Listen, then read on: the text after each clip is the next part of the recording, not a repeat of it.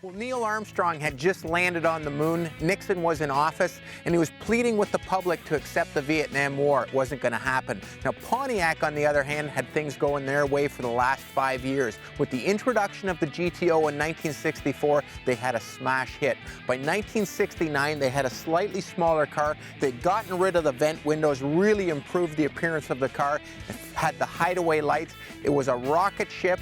First time they offered the Ram Air 4 motor, they had a great looking piece and they were just killing it, and DeLorean would have it no other way. This little weapon happens to be one of 45 Ram Air 4 4-speed cars. GTO's total production, including Judges. Now, considering a Ram Air 4 Judge, one of the 5, is worth $700,000 today, this seems to be quite a bargain at $225,000. Let's take it for a spin and see if it's really worth that sort of money.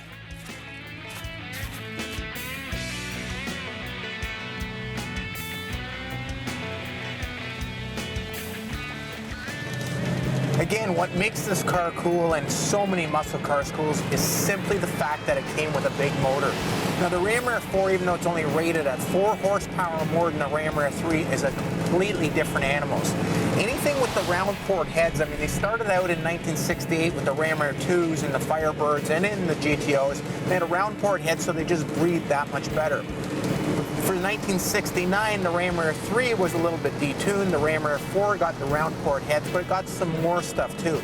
Got basically the Ram Air 2 camshaft, but they raised the lift, not by changing the camshaft, by actually changing the rocker arm ratio from a 1.5 ratio to a 1.65 ratio, giving it a 570 lift cam. Pretty lumpy for one of these cars. Of course, the exhaust manifolds have to be different. The intake manifolds, aluminum intake, lightweight version, saves maybe 15, 20 pounds on the front end.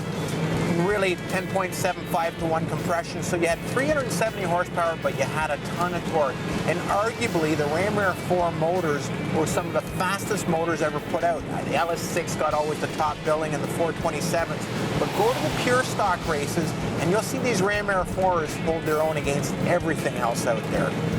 Well, this car was equipped not necessarily as a drag car. It didn't have the 433 rear end. It had a 370 rear end, but it did have a close ratio 4-speed M21.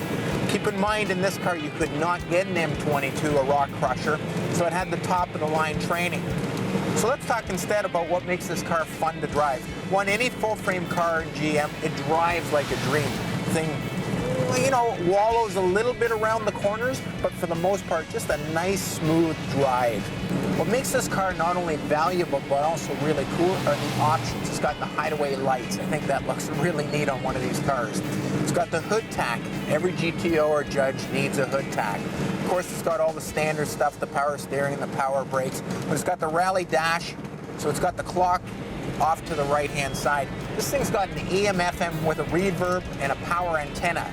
Another couple of cool items. The other neat option, and it wasn't factory, this car came with Rally 2s on it, are the Hurst wheels. Today, these optional over-the-counter wheels will bring a $5,000 premium on a car.